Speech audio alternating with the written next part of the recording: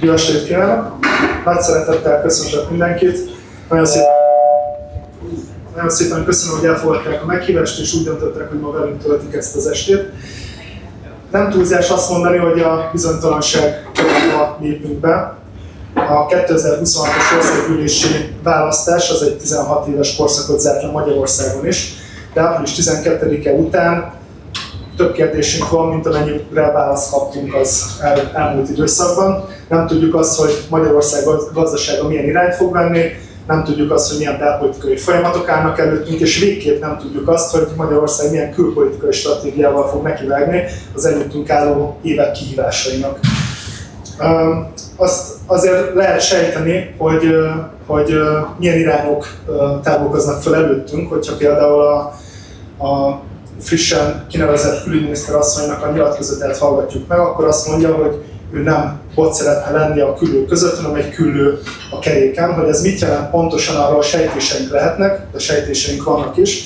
És azt se tudjuk egészen pontosan, hogy milyen feltételrendszer mentén, milyen ígéretek vagy vállalások megtétele után jutott hozzá Magyarország az egyébként nekijáró Európai Uniós forrásoknak. De aki tud olvasni a sorok között, ezzel kapcsolatban is lehetnek feltételezéseink.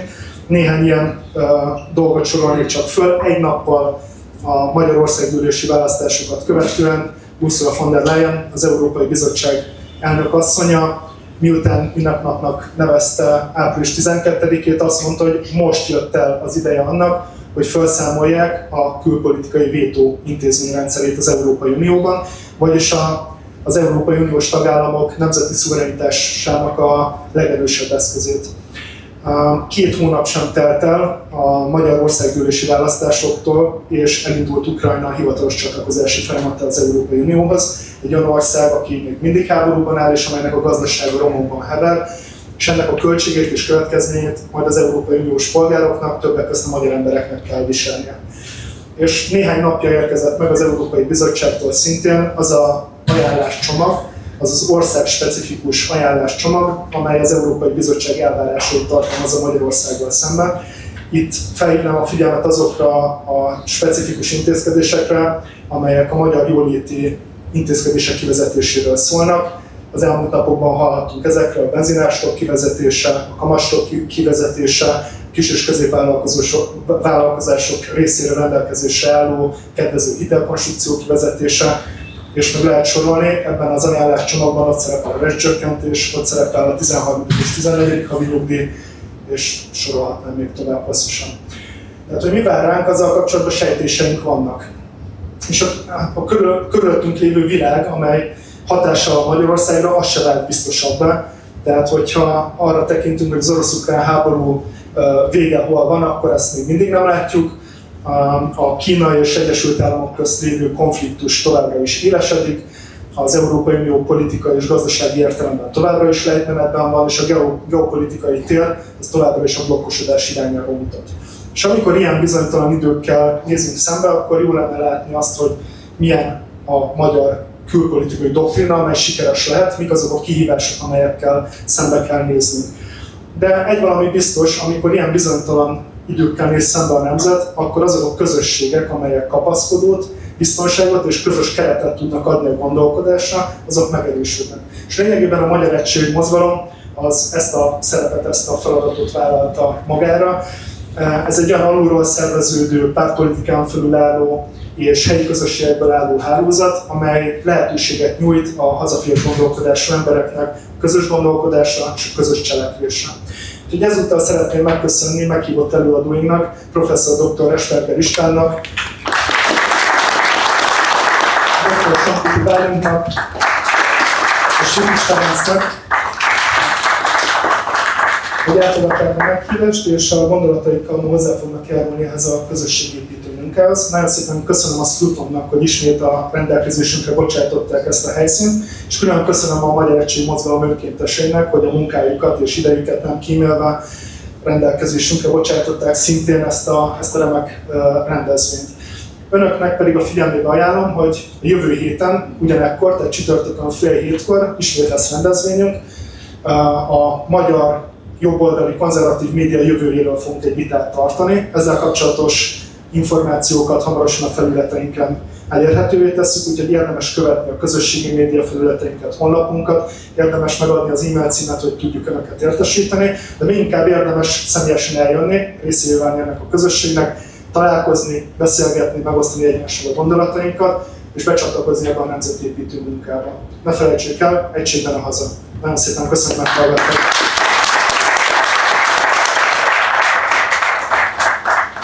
Köszönöm szépen, át is venném a szót. Első kérdésnek arra gondoltam, hogy a világrendszerváltásról beszélünk. Melyek azok a folyamatok, amelyekben a legjobban megfogható a változásnak a ténye, illetve kik a legfőbb szereplői a jelenleg formálódó világrendszernek?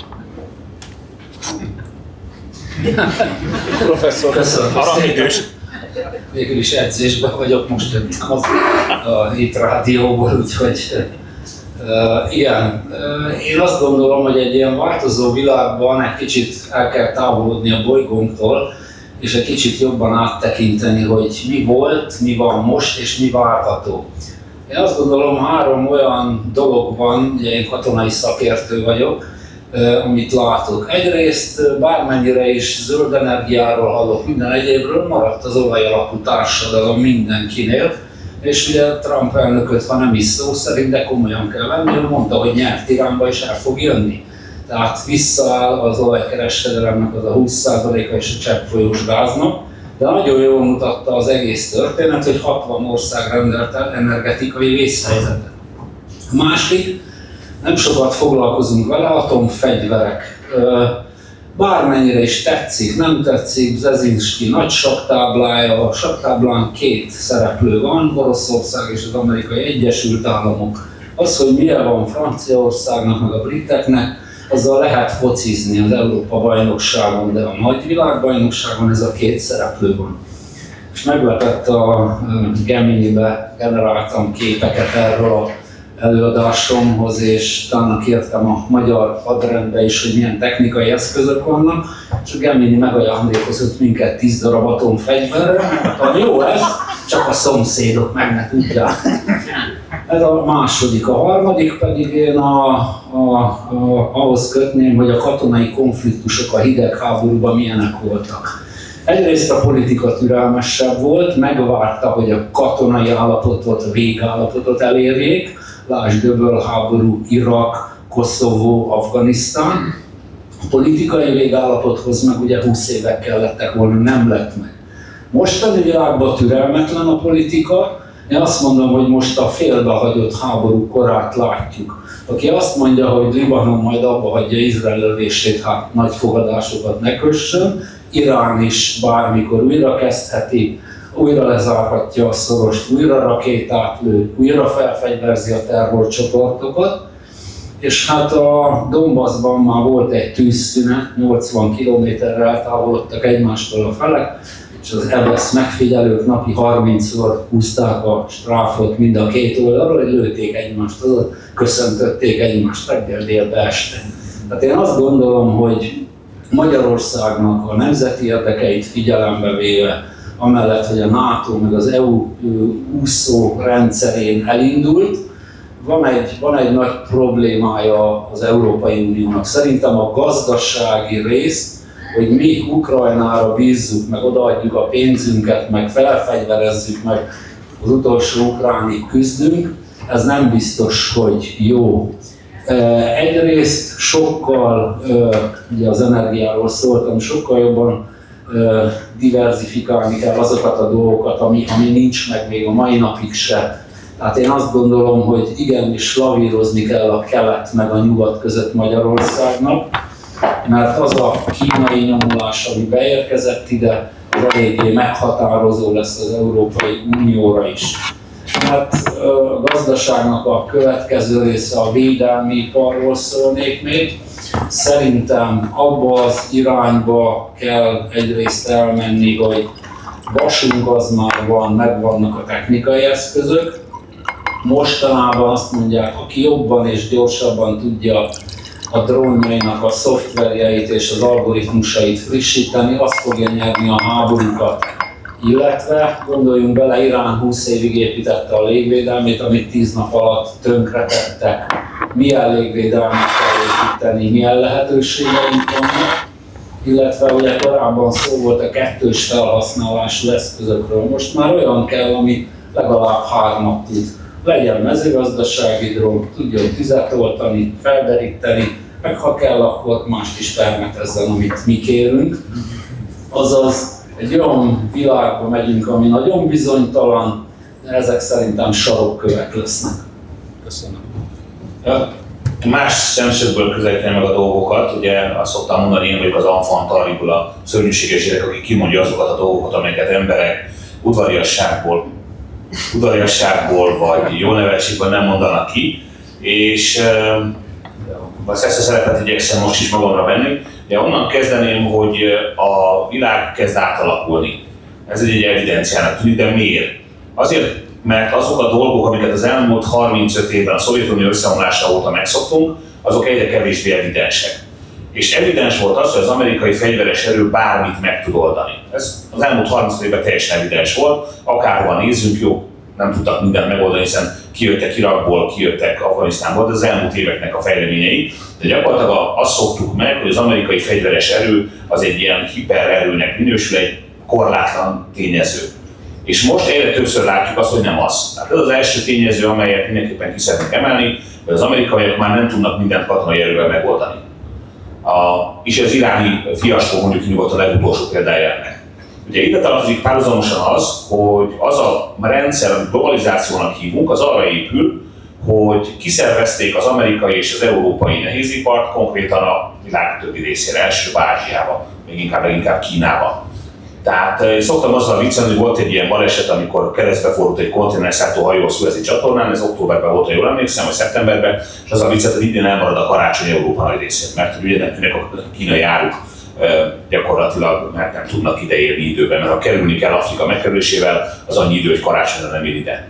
Tehát az egész helyzetet lehetne úgy jellemezni, hogy a globalizáció vesztese a nyugati világ, és a nyertese Kína, és a csattanhoz az egész, hogy ezt az egészet egyébként az USA meg a nyugat kezdte el. Tehát azt gondolták, hogy a pénzügyi rendszerekkel majd mindent lehet irányítani. Na most a rossz hírem az, hogy már a pénzügyi rendszerekkel sem lehet mindent irányítani, tehát a harmadik ilyen szempont ugye az amerikaiak le katonailag, a kínaiak föl gazdaságilag, a harmadik pedig az, hogy megváltozó félben van a világ pénzügyi rendszer szempontjából is, a dollártartalékok, mondjuk nyugodtan fedezetlen ügyletek, nem beszél senki arról, Almási László egyébként baloldali pénzügy közgazdász, illetve pénzügy szociológusnak hívja magát, valahogy ilyesmi definíciót adott magáról, írt egy hosszú könyvet 2009-ben erről, az a cím, hogy hova fenébe tűnt az a sok pénz. És ott mutatja be, hogy gyakorlatilag van egy ilyen örök pénzcsináló gép, ami lényegében szó szerint a levegőből teremti a pénzt.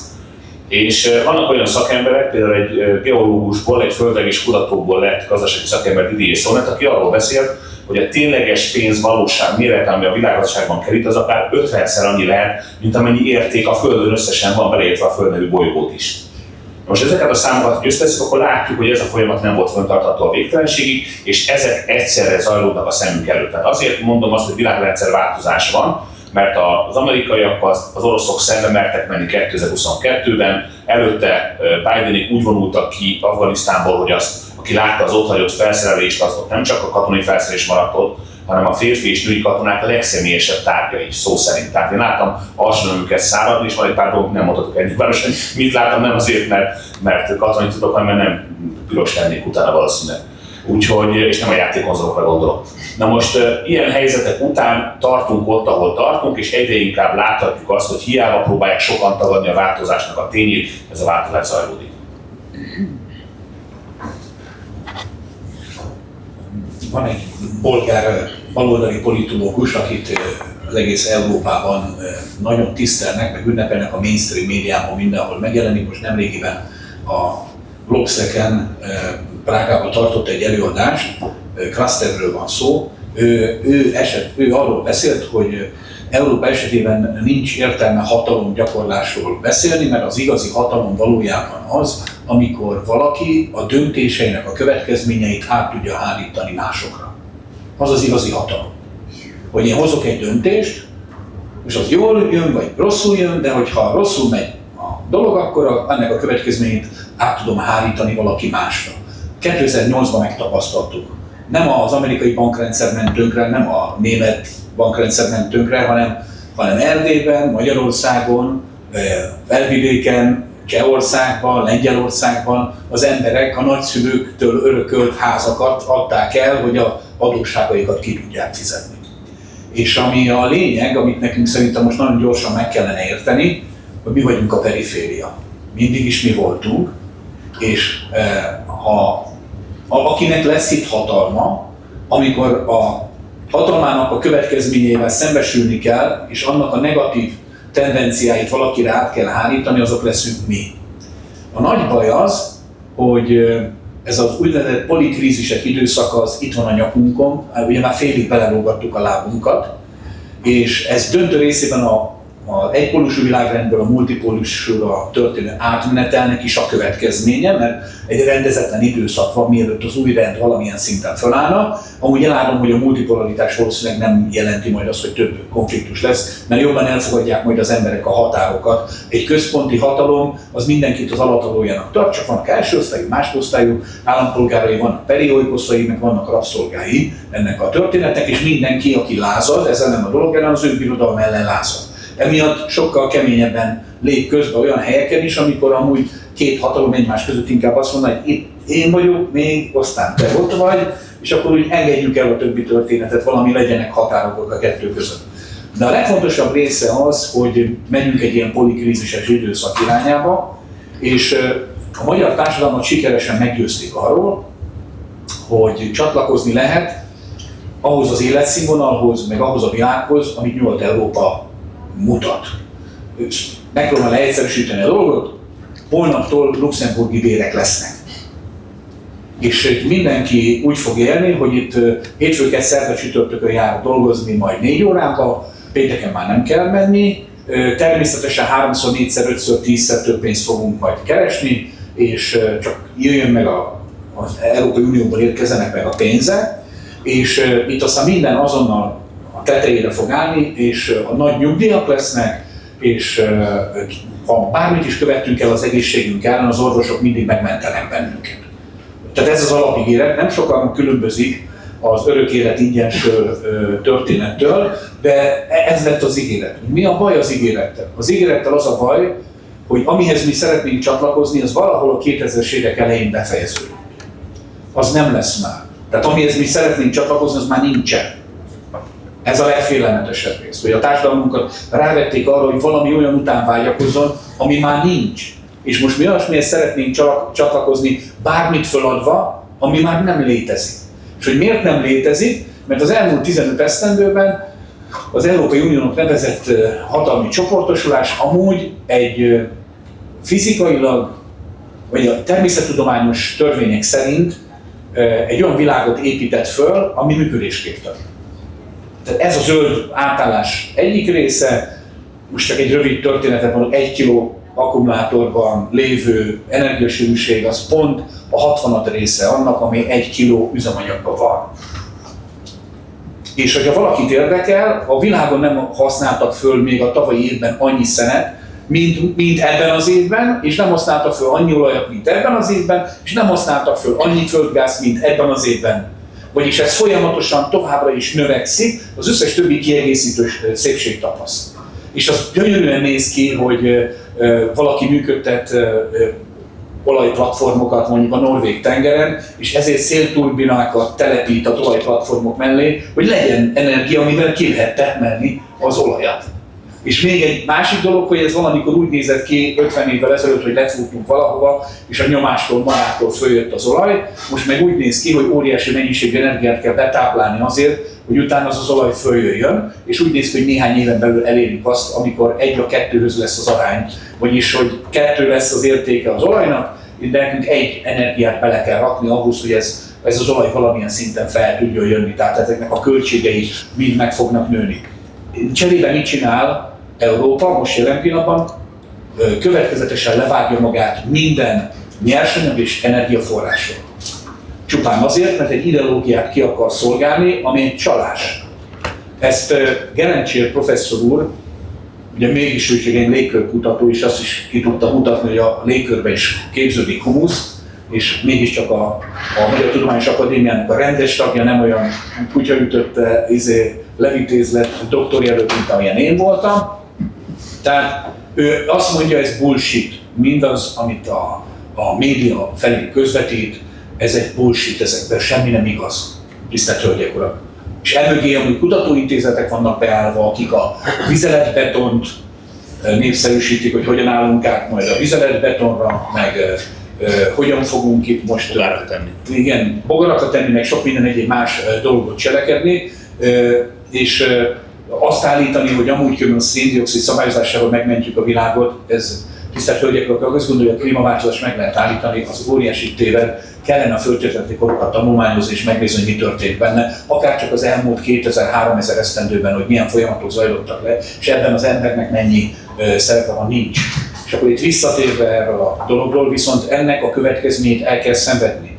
Az, hogy egy növekvő népesség, energiaszegénység, közben zajlik a háttérben, ami zajlik a háttérben, az valójában nem más, mint a globális piacgazdaságnak a leépítése és új struktúrákba szervezése. A piac újraelosztása zajlik, az összes konfliktus és háború, ami mögöttünk van, az valójában arról szól, hogy az olaj, a földgáz, a nyersanyagok kinek a kezébe kerülnek. És elsősorban azért, mert közben itt vagyunk egy fordulóponton. A fordulópontot a mesterséges intelligenciának egy szintugrása van, ami előtt állunk, azt mondjuk, hogy szingularitás, és ez előtt állunk. A másik pedig például a robotgyártás, a humanoid robotgyártásnak a megugrása. Ez azt jelenti, hogy azok, akik képesek nagy energiákat mozgósítani, meg alkalmanként 40-50 ezer tonna részt előállítani, hogy egy adatközpont működőképes legyen, és képesek mondjuk egy japán méretű országnak az energiagazdálkodását beleirányítani ebbe, azoknak majd előnye lesz a mesterséges intelligencia fejlesztésben, és a szingularitást előbb fogják elérni. És azok pedig, akik maguk alá veszik Grönlandot, Kanadát, a legfontosabb nyersanyagokat, az útvonalakat, a szorosokat ellenőrizni fogják, amelyek amiken keresztül ezek eljuthatnak az emberekhez, azok a hatalmak örökre bebiztosítják az előnyüket ezen a földgolyón. Ez persze az örökre, ez nagyképű szó, általában ez a történelemben áll egy olyan 50-100 éves időszakot szokott örelni, de az elég jelentős. És ez azt is jelenti, sokan azt mondják, aki 2030-ra, 2035-re nem tudja, például egyszerű emberek esetében nem tud mondjuk a vagyonos osztályhoz tartozni, az már soha nem is fog. És ennek az a következménye, hogy mindaz, amihez mi szeretnénk csatlakozni, az egy teljesen átalakuló világ, és az átalakuló világban a félelmetes az, hogy az a korosztály, az a fiatal korosztály, akinek azt mondták, hogy most te megnyerheted a jövőt, annak elfelejtettek szólni azzal kapcsolatban, amit az Egyesült Államokban már 2 évtizede tudnak, méghozzá az, hogy a társadalmi mobilitás leállt, vagyis alsó szintekről fölverekedni egyre nehezebb, tehát hogy valaki egyszerű szegény emberből majd valami gazdagabb ember legyen, az nem olyan egyszerű, már mint a korábbi időszakban, de a legfontosabb dolog az, hogy amit a szülők el tudtak érni életszínvonalat, azt nagy valószínűséggel gyermekeik nem fogják tudni elérni. Köszönöm szépen! Ugye mi Európában élünk, és nekünk alapvető érdekünk, hogy ebben a folyamatban Európa versenyképes tudjon lenni. Milyen változásnak kell ahhoz bekövetkezni, hogy Európa ne csak egy stratégiai terep legyen a nagyhatalmi versenyben, hanem egy stratégiai szereplő, illetve látnak esélyt erre a változásra? Tartsuk a sorrendet. Jó, hát akkor nézzük sorba. A vezetés kérdése, hogy mennyire tud vezetni az Európai Unió, illetve hogy milyen képességekkel rendelkezik. Ugye ahhoz, hogy ebből a helyzetből, amit itt hárman fölvázoltunk, kijöjjön az Európai Unió, egyrészt be kell fejeződni itt a szomszédunkban a háborúknak, valahogy helyre kell állítani az energiaellátást, nem 3-szor annyiért kell venni a cseppfolyós földgáz, mint amennyiért jött a északi áramlat 1-2-n, illetve az egyéb vezetékeken, illetve fel kell zárkózni Kínához, én azt gondolom. Tehát nagyon jó a Mercedes, nagyon jó a többi gépjármű, de ahhoz több tucatnyi mérnök kell, aki a különböző alkatrészeket kifejleszti. Kínában van a vaksi, ahhoz a piros, meg a kék drót, ahogy látjuk a filmekben, ezt összedugják és megy az autó, és ezt olcsóbban fogják hozni. Most még ugye 16 millió körül van egy ilyen csodálatos álomautó, de ezek el fogják nyomni az európai gazdaságot. Másik Európa védelmi képessége. Amióta az eszemet tudom, ezt hallom, lesz egy NATO hadseregünk, lesz egy EU-s hadseregünk, meg otthon is lesz egy. Hát ez régen Bukics Feri tudja, a laktanyában is úgy volt, hogy ha tűz van, ez a mentő van kijelölve. Jó, ha árvíz van, ugyanez a mentő van kijelölve, tehát egy mentőnk volt, de mindenhol ő volt beosztva. Mindig attól rettegtünk, hogy nehogy tűz legyen egy időben, meg atombaleset, mert akkor vége van minden. Ugye az, hogy az amerikai védőernyő itt legyen, ahhoz azért diplomáciailag is, meg a NATO-ban is kellett volna tenni valamit. Az, amikor Hormuz kapcsán megkér minket, meg a NATO-t Donald Trump, akkor legalább 2 hajót vagy ladikot arra felé kellett volna küldeni, nem komolyan csak úgy tenni, mintha akarnánk. Tehát ezeket azért Amerika megjegyezte. Most kivonja éppen a légiszállítású és légi utántöltési eszközöket. Ezt mikor fogjuk, hogy fogjuk pótolni, mikor kérjük el?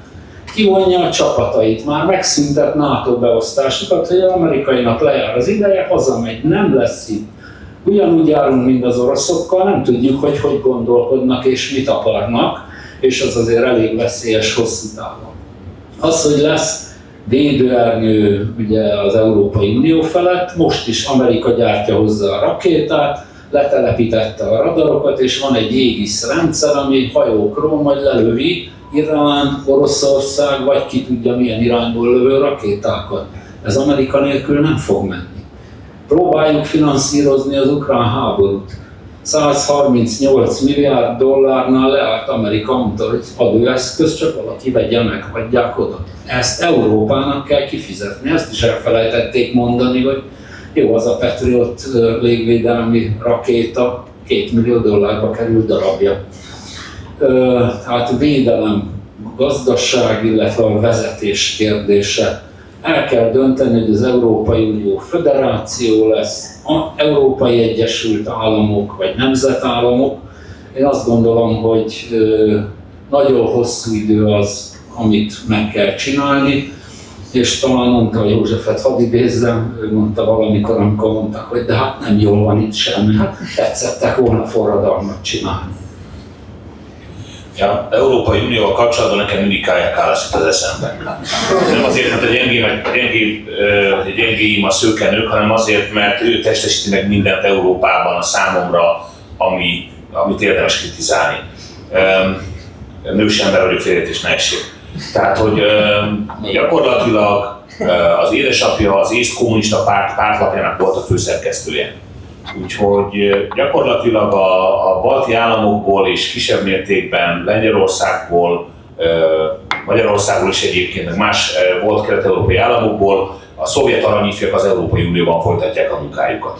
Tehát ezt így némi sommás megállapítást tettek a volt Szovjetunióban, egyébként ezt orosz szakértők mondták ezt a rendkívül jó megállapítást, és ha látjuk azokat a dolgokat, amiket vesznek az európai vezetők, akkor azért láthatjuk azt is, hogy van benne némi igazság. Akkor emlékszem egy másik ilyen történetet, amikor a Rote Armee frakció, ami történetesen szovjet támogatással a Vörös Hadsereg frakció megfenyegette a kereszténydemokrata politikusokat Németországban a 80-as években, akkor több kereszténydemokrata politikust Európa számtalan részére menekítettek, Svédországban, Nagy-Britanniába, Olaszországba, Spanyolországba, és köztük volt a von der Leyen család is egyébként, akiknek az egyik lányát, Ursulát akkor még egyébként csak középiskolába járt. És hát hogy az ő személyében egy második generációs politikai hercegnőt tisztelhetünk gyakorlatilag. Tehát amikor nevetnek azon, hogy Xi Jinpingnek az édesapja is már komoly pozíciót töltött be a kínai kommunista pártba, akkor elfeledkezünk arról, hogy bizony itt a körülnézünk az Európai Unióban, akkor ezek a jelenlegi vezetőknek a jelentős része szintén egy ilyen családból származik, ahol ilyen háttérrel érkezik. Nekem van egy elméletem, ezen majd valószínűleg le is fogok találni egyébként többen, mert túlságosan leegyszerűsíti a folyamatokat. De én úgy gondolom, hogy a Szovjetunió bukását alapvetően a gerontokráciának nevezett vezetési válság okozta. Nyilván volt benne gazdasági, volt benne katonai, volt benne technológiai, volt benne demográfiai, sok minden más volt benne, de alapvetően az okozta a Szovjetunió vesztét, hogy Brezsnyev túl sokáig volt hatalmon, szó szerint elagott korában halt meg, és utána Csernyenko és Andropov már egész egyszerűen képtelen volt fölvenni a tempót. Na most az Európai Uniót is kb. Egy hasonló dolog veszélyeztet, hogy olyan alkalmatlan emberek kerülnek pozícióban, aki emlékszik még annak a verbokra. A szépszavú bülbül madár, aki képes volt olyanokat mondani, hogy Vladimir Putyin 360 fokot fordult, meg egyébként hogy a Földön több 10 000 kilométert kell utazni, hogy egy másik országba jusson az ember, meg stb. Vagy hát több 100 000 kilométer. Tehát, hogy ezeket a dolgokat végignézzük, akkor most nyilván kiragadott esetekről beszélek, meg karikírozom a folyamatokat, de én úgy gondolom, hogy az Európai Unió elvesztette azt az esélyt, ami volt neki valamikor a 2000-es évek közepén, amikor még szembe mert szállni az USA-val egyébként. Elvesztette azt az esélyt, hogy önálló hatalmi tényezővé váljon. Még egy dolog van, mindig el szoktam mondani, hogy sokszor hallja tőlem, attól elnézést kérek, 2003-ban pontosan azért, mert ifjabb Bush egyedül megtámadta Irakot, és utána akkor kérte az európaiakat, hogy segítsenek, az európaiak azt mondták, hogy nem, akkor volt egy nagyon komoly törés az amerikai és az európai viszonyban. És akkor az európai vezetésnek volt annyi előrelátás, hogy elkezdte a nyugat-európai néven újra szervezni, vagy megszervezni az európai hadsereget. És hogy ne legyen belőle sértődés vagy féltékenység az amerikaiak részéről, felkérték Javier Solanát, volt NATO főtitkár, hogy vezesse ő ezt a szervezetet. Tehát minden gesztust megtettek az amerikaiaknak, mégis kinyírták ezt. Tehát ott volt az utolsó lehetőség Európának, hogy önálló tényezője legyen, vagy tényező legyen, azóta csak felvonulási terület vagyunk, vagy műveleti terület, ahogy a mondást tartja. Egy Ivo Andrić idézettel kezdeném, ugye egy neves délszláv Nobel-díjas irodalmáról van szó, Ida Drinán című művét lehet, hogy sokan olvasták. Van egy olyan kis írása, az a neve, hogy Vukicsev Most. Az is egy nagyon érdekes írás. Őneki van egy ilyen idézet, ami tőle származik, ha az emberek tudnák, hogy a világot mi kevés kértelen irányítja, belehalnának a félelmükbe. Ezt azért akarom elmondani, mert akik itt ülnek, néha kicsit úgy gondolják, hogy hát a profik, a pilóták majd leviszik a gépet, majd rendbe raknak mindent, itt tele vagyunk halálra képzett vezetőkkel, akik pontosan tudják, hogy merre felé kell menni, képzettek, tájékozottak, mindent tudnak a világ dolgairól. Kicsit alulértékeljük néha magunkat, amikor személyesen találkozunk ezekkel a vezetőkkel, és kicsit elképedünk azon, hogy az a működési struktúra, amiben ők döntéseket hoznak, az hogyan is néz ki. Hát főleg nekünk furcsa katonáknak, amikor ugye döntéshozatali eljárásokat tanulunk, és tanítunk másoknak, hogy ezt hogy kellene tudni csinálni, és a végén hogyan kellene eljutni egy bizonyos végállapothoz, és azt látjuk, hogy itt abban bizonyos end state-be itt nem akar eljutni senki. Tehát ha valaki most föltenni azt az egyszerű kérdést, hogy mondjuk az orosz-ukrán háborúban Európának mi az end state elképzelése, hogy mi a végkifejlete, mi legyen a vége. Mondják már el, hogy mi az. Hát akkor erre nem kapunk sehol se választ, tehát többször föltettem már nagyon okos embereknek is ezt a kérdést, de hát úgy tűnt, hogy nem csak az, hogy nem tudták, de nem is érdekelte őket. Vagyis az, hogy ez is csak elénk van tálalva és elénk van rakva, de az, hogy ennek mi a valós megoldás, az senkit nem érdekel, mert nem ez a cél, hogy megoldják ezt a problémát, hanem felhasználják magát az eseményt éppen aktuális, néha napi improvizációra, hogyan lehet ezt az egészet felhasználni. És hogy itt beletekintsük, teljesen egyetértek azzal, hogy a vezetést kell megnézni, a gazdaságot kell megnézni, a hadsereget kell megnézni, hogy akkor ezek milyen lehetőségeket biztosítanak. Én kezdeném alulról a hadseregtől. Az egyik ilyen fontos megállapításunk az, hogy a háborút nem az a hatalom nyeri meg, amelyik éppen az aktuálisan a legerősebb, hanem az a hatalom nyeri meg, amelyik elegendő erőforrással rendelkezik ahhoz, hogy a háborút folytatni tudja. Ez mind nyersanyagot jelent, ez mind energiát jelent, ez mind szakembergárdát jelent, és mind utánpótlás jelent. Mondhatjuk el, hogy akkor Európa kiváló állapotban van, hiszen itt sok százmillió emberről van szó, És akkor föltesszük a kérdést, hogy a sok százmillió emberből a 18-35 év közötti korosztályból vajon ki akar meghalni Európáért. Szerintem nagyon gyorsan ki tudjuk számolni. Az még elképzelhető, hogy nemzetállamokért harcolnának és meghalnának emberek, de hogy Európáért nem akar meghalni senki, az biztos. Ez pedig azt jelenti, hogy ezt a kérdést ne is tegyük már föl, a továbbiakban ne is folytassuk, meg forszírozzuk tovább. Na erre azt mondták, hogy jó, hát ezek a fiatalok nem is nagyon akarnak harcolni, nem érdekli őket Európa, de majd a bevándorlók. Mert ugye ez a könyv az az igazi svájci bicska, amit mindent megold. Gazdaságot, honvédelmet, minden egyéb dolgot meg fog oldani, mert ők majd jönnek, és ők is úgyis háborúból jöttek, úgyis háborúban edződtek, és akkor őket majd csak jól megtanítjuk németül, meg franciául, meg nem tudom mi egyéb más, és akkor ők lesznek majd az igazi európai haderő. Tehát nagyon komolyan gondolják páran, hogy ez így kéne, hogy kinézzen.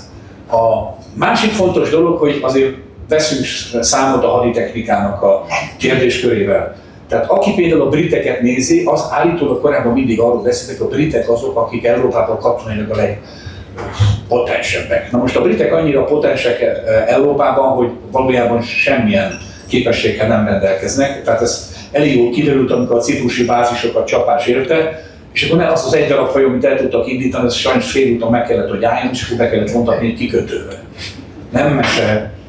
Nem mese, egyetlen egy darab tenger alatt járójuk se járja a tenger. Mindegyik a száraz dokkban van. Körülbelül 4 hajót tudnak megmozdítani, abból egynek a tűzrendszere működőképes.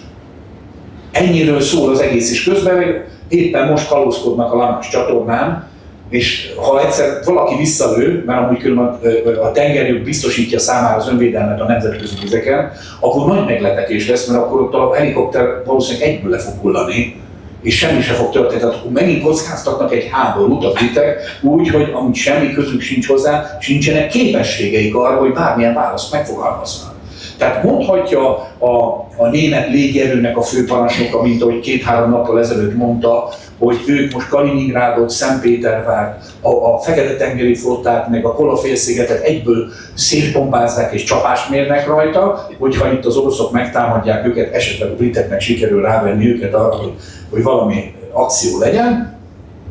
Egy valamit felejtenek el, hogy ha Kola-félszigetet támadja valaki, akkor az a nukleáris fegyverarzenának a támadását jelenti, az pedig atomháborúhoz vezet. Ez az első része. 2. Én azon gondolkodom, hogy ha lelőtták a bombákat, akkor utána a másodikat tudnak-e tölteni. És egy nagyon fontos dolog még egyszer. Oroszország ebben a háborúban azért van óriási előnyben, mert neki nem kell kétszer toborozni és kényszer sorozni. Kifizeti a pénzeket, jelentkeznek az emberek, és kimennek a harctérre. Ukrajna ugyanezt csak vérrel, verejtékkel tudja megcsinálni, konkrétan azzal, hogy a TCK-nak az emberei, amikor kimennek az utcára, eleve az a bemutatkozás, hogy jól el kell verni valakit. Utána, amikor beviszik, akkor is még jól el kell verni, majd a kiképzőtáborban is jól el kell verni, majd amikor megérkezik az alakulat, az ott is jól el kell verni, hogy tudja, hogy hol a helye. Mert különben a következő nap elszökik, és amúgy így is elszökik. 2 millió ember bújdokol a behívás elől, ezek nem vesznek részt a gazdaságba se, mert a szőlőspincékben meg a többi helyen vannak elbújva. Évek óta. Most gondoljuk el, hogy úgy kell élni, hogy 3.-4. éve te el vagy bújva. És a családoddal sem nagyon tudsz találkozni. És aki meg lehet, az kb. 400 000 ember, az már lelépett a hadseregből. Szeretném azért felhívni a figyelmet mindenkinek. A háború elején akár 50 000 ember is csatlakozott önkéntesként az ukrán haderőhöz. Azóta állítások szerint minimum 30 000 embert minden hónapban mozgósítottak. Mindenki számolja össze ezt a számot, adja hozzá az eredeti ukrán haderőnek a létszámát, és utána tegye fel a kérdést, hogy miért csak 800 000 fős az ukrán haderő. És akkor hirtelen kiderül, hogy milliós szám hiányzik. És itt jön a következő része, az, hogy az európai társadalom nincs felkészülve egy hosszú távú, nehéz háborúnak a megvívására, a társadalom nem képes azokat elviselni, tehát itt nem fogják az emberek elviselni, hogy egy rendszer legyen 5 éven keresztül. Itt nem fogják elviselni azt, hogy az állam zárolni fogja a pénzeiket, és abból fognak majd békekölcsönöket nyújtani a hadseregnek. és esetleg elveszik a saját személyes tulajdonaikat, ingatlanjaikat és minden. Ez így működik egy háborúba, tisztelt hölgyeim és uraim, amikor bekövetkezik egy ilyen. És a lényeg az, hogy a jólétben felnevelkedett embernek nem pont ugyanazok a tűrőképességi hogy mondjam, szintjei, mint Szibériában ezeknek a legényeknek, akik ott vannak. Tehát nem pont ugyanaz a tűrőképesség. És ez azért visszaüt. A másik a gazdaságnak a kérdésköre. Ha tökéletes gazdasági öngyilkosságot lehetne csinálni, akkor az Európai Unióról kell példát venni. Tehát aki 15 évvel ezelőtt körülbelül paritásban volt egymással Amerika meg az Európai Uniónak a gazdasága. Azóta az Egyesült Államok elhúzott, az Európai Unió pedig lefelé tart, és minden évben lefelé tart. Most már ott tartunk, hogy a különbség körülbelül, hogyha a világ össztermeléséhez viszonyított százalékokat nézzük, évente 0,5–1%-kal is esik az Európai Uniónak a részesedése a világ gazdaságot tekintve, míg az Egyesült Államok körülbelül tartja ezt a 25%-os szintre. És van még egy nagyon fontos dolog, ezt mindenki kell, hogy tudomásul vigyen, mindenki arról beszél, hogy hát jó, hát a kínaiak mennek, de hát az amerikaiak még mindig nem. A kínai gazdaság 1,5-szer nagyobb, mint az amerikai. Vásárlóerő paritás tekintve. A Big Mac indexet nézzük, akkor mindenki tisztában lehet vele, hogy ott 1,5-szer nagyobb. És erre mondhatja valaki, hogy jó, hát de mit kezdenek vele? Hát azt kezdik vele, hogy pont 200-szor akkora a hajóépítési kapacitásuk, vagy 10-szer akkora az acél termelési kapacitásuk, tehát nagyságrend, legalább egy nagyságrendel, vagy 2 nagyságrendel előrébb tartanak, és hogy mindenki értse, csak 2017-ben Kínában annyi betont öntöttek ki, mint az Egyesült Államokban az alapítása óta. Nem értjük a nagyságrendeket, amivel ők dolgoznak. Fel nem tudjuk fogni, hogy mit jelent ez, és akkor itt a gazdaságnak én egy másik szegmensére vetítenék rá. Németország Európa vezető gazdasági hatalma az ipar, az európai ipar motorja, ami éppen ipartalanításra kerül. Itt 40 000 mérnököt képeznek egy év alatt. Iránban 230 000. Egy ugyanolyan nagyságú lakosság országról van szó, 230 000 mérnököt képeznek, nem véletlen, hogy az amerikaiak megijedtek attól a dróngyártási kapacitástól, még ballisztikus rakétagyártási kapacitástól, amit az irániak műveltek. Mert 2-3-szor akkora volt, mint amennyit az amerikaiak csinálnak. Tehát nekik azt le kellett fejezni, ha nem fejezik le, akkor vége, akkor nincs tovább lépés. És akkor menjünk tovább, ezeknek az iráni mérnököknek a 70%-a hölgy. Nő. Mi is szeretnénk, hogyha 70%-a a mérnökeinknek nő legyen. Abszolút. Ugye? Nem az, hogy ott nőket is érdekli a természettudomány elképesztő mértékben. És akkor jön a következő, hogy a világon hol a legmagasabb a egyfőre jutó mérnökök aránya. Oroszországban, tisztelt hölgyeim és uraim, mert 540 000 mérnököt képeznek egy év alatt. 540 000. Nem 40 000, 540 000.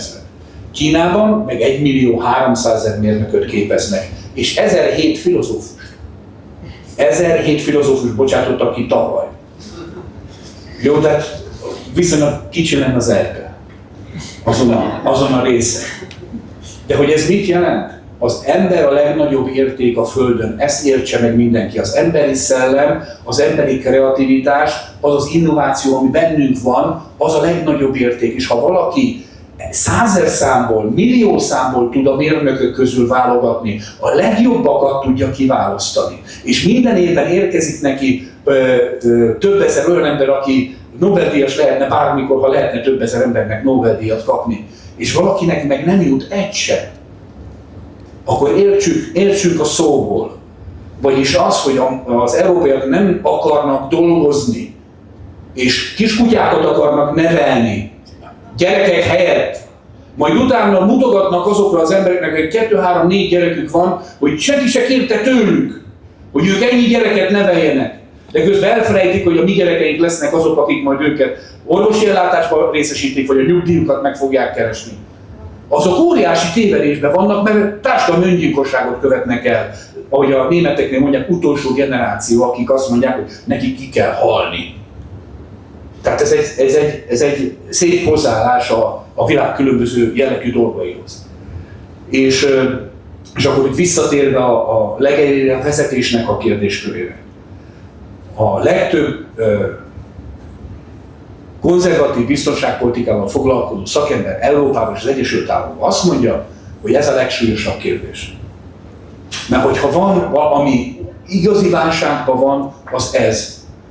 És hogy miért van igazi válságban? Azért van, mert ezek az emberek azt gondolják, hogy a vezetés szerep, és nem értik meg, hogy képesség.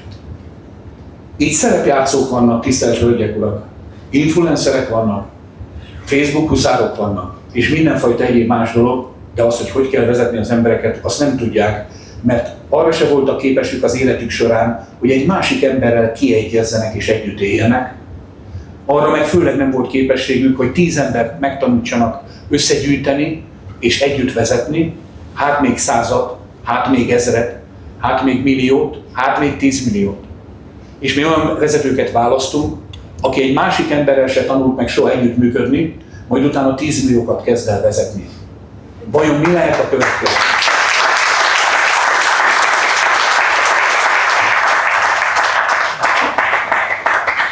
Itt szóba került az iráni konfliktus, és már 3 ilyen kitűnő katonai szakértő mellettem.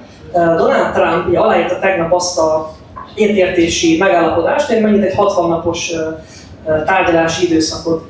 Mik ennek a megállapodásnak a legfontosabb részei, illetve milyen közvetlen hatása lehet a esetleges békének a magyar gazdaságnak?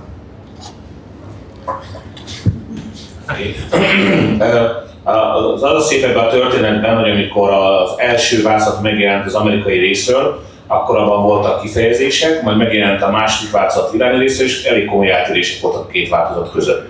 Úgyhogy az együttműködési megállapodások a változatainak a kifésülése, utolsó információim szerint most is zajlik, hogy akkor ki mit mondott, hogy akkor most az azonnal, vagy 60 nap múlva, vagy mikor, vagy hogy. Tehát lehet, hogy ez a új verzió, amikor elindultam, második rosszul fogalmazok, amikor megkaptam az unokáimat ma délben, akkor még ez volt a helyzet. Lehet, hogy az 5 óra alatt változott a szituáció, vagy 6, de azt nem tudtam követni, mert 2 gyermekkel voltam lekötve. Úgyhogy a szummázata azon a történetnek, hogy elméletileg megállapodtak. De gyakorlatban megállapodtak meg, azt nem tudjuk még most sem. Elméletileg Irán megtarthatja a nukleáris hasadóanyagkészletet és folytathatja a nukleáris programját. Szerintem ez egyértelmű iráni győzelmet jelent. A hormuzi szorost elméletileg feloldják 60 napra, tehát megnyitják mindenkit. Az amerikaiak már megszüntették a blokkádot, az irániak megígérték, hogy záros határidőn belül átengednek mindenkit. Erre mondta azt az amerikai szállítmányozási vállalatok szövetségének a vezetője, aki egyébként egy Matsui nevű óriási japán cégnek is szűrőző igazgatója, hogy meglátjuk, hogy mi lesz. Tehát ugye önmagában is több 10 millió dollár értékű hajót, rajta több 10 millió dollár értékű kőolajkészletet nem fognak beküldeni egy olyan szorozatba, ahol vagy van akna, vagy nincs. Tehát ez is egy olyan dolog, amit nem lehet tudni, hogy pontosan mi van. Aztán az Egyesült Államok azt vállalta, hogy valamilyen formában 300 milliárd dollár kártérítést fizet Iránnak. Ugye a befektetési alapról beszélnek, meg erről, meg arról, meg arról. Én föltenném a kérdést, hogy háborúkat lezáró békeszerződésekben ki szokott jóvátételt fizetni, a vesztes. Tehát, hogy ebben a szituációban megint van egy kérdés, amivel kapcsolatban Donald Trump sem adott egyértelmű választ, nem tudjuk, hogy itt mi lesz. Ugye elméletileg az a tranzitdíj, amit Irán kivetni készült, arról nincs szó, cserébe lesz ez a 300 milliárdos befektetési alap. Na most én azért föltenném a kérdést, hogy a Sárközi Miklóssal beszélgettem sokat, aki Magyarországi vezető iranistája, aki azt mondta, hogy Iránnal nem lehet gyorsan megállapodni. Tehát ez nem olyan, hogy akkor most leülünk egymás kezébe, csapunk és megyünk tovább, mert az irániak több okból kifolyólag szeretik ezeket a dolgokat egyrészt alaposan megfontolni, másrészt el is húzni. Tehát mondjuk az a 300 milliárd dolláros kártérítést, az USA okozott Iránban, annak a megtérítése kiemelt prioritás lesz az iráni kormányzatnak, és hogyha nem lesz ez az alap, nem indul el gyorsan, mondjuk 1-2 hónapon belül, amit tegyük hozzá, hogy mondom 300 milliárd dollárról van szó, akkor nem fognak sietni a megállapodással. Tehát, hogy itt most nagyon nagy remények vannak, a benzinár elindult lefelé, ugye a védett benzinát ki is vezették Magyarországon, de még ez a történet még nincs lejátszva. Tehát van egy szándéknyilatkozat, azt hiszem az a Memorandum of Understanding, ez ezt jelenti, ami egy jogilag nem kötelező érvényű dokumentum, vagy ahogy a Jack Sparrow mondta a Karib-tenger kalózaiban, ez csak egyfajta irányvonal. Tehát ez egy olyan irányvonal, aminek az irányába el kéne indulni, hogy el fognak-e felek indulni, az egy nagy kérdés. Ugye az amerikai-izraeli viszony az igen feszülté vált az utóbbi időben, elméletileg a megállapodás kiterjed Libanonra is, és Izraelre is. Az izraeliek elkérték Donald Trumptól a végleges megállapodás szövegét, nem kapták meg. Úgyhogy ez egy érdekes fejlemény volt, amiben majd kiderül, hogy mi lesz, vagy mi nem lesz. Én a jelenlegi Netanyahu kormányzatot úgy látom, hogy nem fog együttműködni, tehát nem fog beállni Trump mögé ebben a kérdésben, ami aztán borítja a több további tervet is. Tehát még egy olyan helyzetben vagyunk, hogy mondja valamit a szakértő, a szakértőnek sincsenek tények a kezéről, mert dolgozhatna. Van egy papír, aminek két változatát ismerjük. Az egyik erről szól, a másik arról szól. Melyik változat az igazi? Tehát itt nagyon sok olyan kérdés van, amire nincs válasz. Én azt mondom, hogy mindenki továbbra is álljon készenlétben. Az olajár robbanás veszélye nem múlt el. Az olajszállító hajók Iránból elindultak, hogy tudják, hogy hol vannak az aknák, ők már kimentek. A többiek nem fognak ilyen könnyen kijutni a Hormuzi szorosból, úgyhogy még legalább a nyár végéig számítok arra, hogy ez a feszültség, ez a kiegyensúlyozatlanság megmarad, és utána talán elindul valami. De megint az a kérdés, hogy mondjuk elfogadják az amerikaiak, vagy korábban nem fogadták az Egyesült, hanem a Nemzetközi Atomenergia Ügynökségnek a méréseit. Ugye az azt mondta már a JCPOA-nek nevezett megállapodás alatt is, hogy nincs probléma az iráni dúsítással, nem akarnak atomfegyvert ellátani. És sem az amerikaiak, sem az izraeliek nem fogadták el. Ezért is mondta fel Donald Trump egyébként ezt a megállapodást. Tehát, hogy itt most egyfajta nagyon furcsa játék kezdődik, bizalom az nincs a felek között, tehát rossz hiszemben tárgyalnak, mind a kettő rossz hiszemben tárgyalnak. Arra készül, hogy a másik szándékosan be fogja csapni, úgyhogy szerintem itt most az idegek harca indul meg, és nem is annyira a tárgyalók lesznek idegesek, hanem mi maguk. Érdemes megnézni, hogy az irániak mit mondanak. Az iráni újságokban azt lehet olvasni, hogy győztünk. És akkor most mondok valami mást, ami nem a iráni hírügynökséghez tartozik, van egy Khorasan nevezetű lap, ami abból a szempontból jó, hogy a tényleg releváns iráni biztonságpolitikai szakértők is ott meg szoktak jelenni, és ott nemrégiben megjelent egy nagyon érdekes elemzés, ami arról szól, hogy az, ami most történik, az valójában csak egy módszertan annak, hogy hátráltassák, hogy a végig kiderüljön, vagyis hogy hátrébb tolják azt az eseményt, amikor kiderül, hogy ezt a háborút kinyerte meg. Az ő meglátása az ottani elemzőnek az volt, hogy itt ez csak arról szól, hogy még kintebb, mert úgy gondolja, hogy olyan mértékű a két hatalom az egymással való szembeszegülése, olyan jellegű, amit nem lehet ilyen módszerekkel megoldani, ez előbb-utóbb be fog következni, itt a végső győzelemig tartó háborút majd mindenképpen meg kell vívni. Mert hogy egzisztenciális kérdésről van szó, Irán esetében az Egyesült Államok meg szeretné elérni a céljait. Tehát még egyszer, hogy ez egy olyan megoldás, ami a jövőbe tolja ki annak a kérdésnek a megválaszolását, hogy ki a végső győztes. És akkor jön a következő, hogy viszont mi derül ki. Ugye most megjelentek a nagy elemzések, főleg a baloldali nyugati sajtóban, hogy ez nagyobb vereség, mint Vietnám volt. Ugye most nemrégiben megjelent egy ilyen, a Foreign Policy-ben egy ilyen elemzés, hogy mindennél nagyobb vereség, amit valaha el lehetett képzelni, ez egy kapituláció, valójában olyan hatalmi struktúrákat adnak át Iránnak, ami előtte nem létezett, és még beszélhetnénk ezekről a dolgokról, de én annyira nem ebbe az irányba mennék el, hanem inkább arra hívnám fel a figyelmet, az amerikai hadvezetés évtizedeken keresztül az volt az egyfajta alapelvük, hogy 2 és 1,5 háborút mindenképpen meg kell tudni vívni. Mit jelent egyszerre? Vagyis neki olyan haderőre, olyan tartalékokra van szüksége, amivel képes 1,5 háborút megvívni. Egy háborút egy igazi nagy szereplővel, egy nagy ellenféllel, egy globális nagy ellenféllel, legyen Oroszország vagy Kína, és mellette pedig egy fél háborút egy körülbelül Irán nagyságú állammal szintén megvívni sikeresen. Tehát neki olyan haderőt kell felépíteni, ami erre alkalmas. A mostani megállapodásunk az, hogy úgy tűnik, hogy a félháború se annyira működőképes már, és ez mit jelent? Ez azt jelenti, hogy amikor az európaiak azt gondolják, hogy majd az Egyesült Államokat jól meggyőzik, majd talán a demokrata kormányzatot, hogy majd az ősegüket védje meg valaki, akkor azt tudom rámondani, hogy nincs, aki megvédje. És semmi más nincs a levegőben, csak egyetlen egy, az a bizonyos nukleáris fegyver biztosíték, és az amerikaiak azt mondják, hogy na ezt még nagyjából kaphatjátok is, de a szárazföldi erőket most már szereljétek föl, legyen légierőtök, meg egyéb, védjétek meg magatokat, ahogyan tudjátok a többi dolog, ami nem nagyon szeretnénk törölni. Az Egyesült Államok azért állt neki, a Trump kormányzat ennek a furcsa, hát sokak szerint őrült futásnak, amit itt a Trump kormányzat csinál, hogy ide kap, oda kap, ezt csinál, azt csinál, azt csinál, ők belátták, az Egyesült Államok nem lehet tovább hegemon hatalom, nincsenek meg hozzá a képességek. Ők most egy átmenedzselési állapotban vannak, megpróbálják a világ hegemon hatalmából a lehető legerősebb, a földgolyóik legerősebb hatalmává átmenedzselni az Egyesült Államokat, és még egy nagyon fontos dolog, hogy miért van miért ugranak egymásnak a nyugati szövetségesek most? Azért ugranak egymásnak, mert amikor hegemon hatalom volt az Egyesült Államok, hegemon proxik voltak a nyugatiak. Hegemon helyettesítők voltak. Vagyis azt jelentette, hogy mindenki maga mögött tudta az amerikai erőt, és ebből így folytatott politikát Franciaország, Nagy-Britannia, minthogyha az egész amerikai hadsereg mögötte állna. Az egész világgal így beszéltek. És azt kell megérteni, hogy sokan mondják amúgy, hogy a brit politikában van az első ilyen feleszmélés, hogy elfelejtették, hogy működik a diplomácia, mert azt tudták, hogy kell diktálni. És a globális dél meg bemutatott. És azt mondta, hogy most már nem fogadja el a diktátumokat. És hogyha kiderül, hogy az amerikai haderő ez most erre képes, az európai ennek a nyomába sincs, ezt azért mondjuk ki nyugodtan, hogy az európai haderő akármekkora létszámú is van, képességeiben sehol sincsen, hogy miért nincsen. Ha Nyugat-Afrikában akartak valamit a franciák, az amerikai logisztika nélkül meg se tudtak moccantani 3-4 ezer embert. És ez most is így van, semmire nem képesek.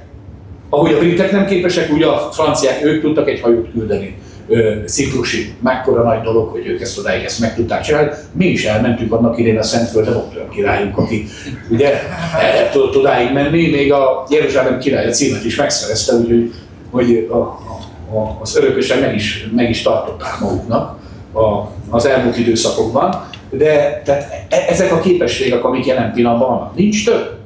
És hogyha itt az iráni konfliktusból az derül ki, hogy igen, az Egyesült Államok nem tud mindenkinek védelmet biztosítani, akkor az is, és visszatérve ahhoz, hogy az európaiak proxik voltak eddig, és most meg vannak sértődve, mert megbeszéltük, hogy a hatalom, mi a hatalom? Amikor valaki a döntéseinek a következményeit másra tudja áthárítani. És az amerikaiak úgy döntöttek, szövetségesek ide, szövetségesek oda, de ők bizony hajlandók áthárítani a döntéseiknek a következményeit a szövetségeseikre. Mert amúgy eddig nagyon jól jártak ezzel a rendszerrel, most fizessék is meg az árát. Nekik ez meg most rosszul esik, mert a nagy barátságnak úgy tűnik, hogy ebben a pillanatban vége van. És még reménykednek abban, hogy majd a demokraták visszajönnek és ezt a Trump jelenséget eltörlik a földről, de el szeretném mondani, hogy a demokratáknak sem lesz más útjuk, ha meg akarják menteni az Amerikai Egyesült Államokat egy nagy gazdasági, pénzügyi és katonai összeomlástól, akik valami hasonló úton kell majd elindulniuk, mint a Trump. Vagyis tetszik vagy nem tetszik, az, amit ők kigondoltak, hogy majd az elfbarátaik hogyan fogják őket a neomarxista eszmékkel, az LMBTQ-val, a woke-kal, meg minden egyéb mással megmenteni, és akkor valószínűleg a transgender csapatok azok majd előre törnek Moszkva irányába, az higgye el, hogy teljes téveszmében van, ez nem fog megtörténni.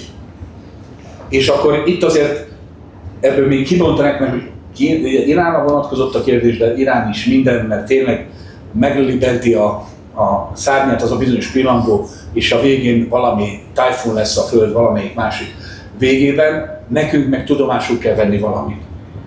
A magyar társadalom azt a döntést hozta, hogy itt volt egy ilyen erőködés, hogy ezt máshol már elmondtam, nem nagyon tetszik senkinek a hasonlat, ragaszkodok hozzá. A magyar társadalomnak egy korábbi állapotában azt a döntést hoztuk, hogy úgy tűnik, hogy itt süllyedőben van egy hajó, már szivárog, meg azért látszik, hogy itt ott recseg ez az egész, és valaki állította, hogy amúgy különben a gépházba, ott meg valami jéghegy, valami rohadt nagy lyukat ütött. És hogy ezzel lehet, hogy el fog süllyedni.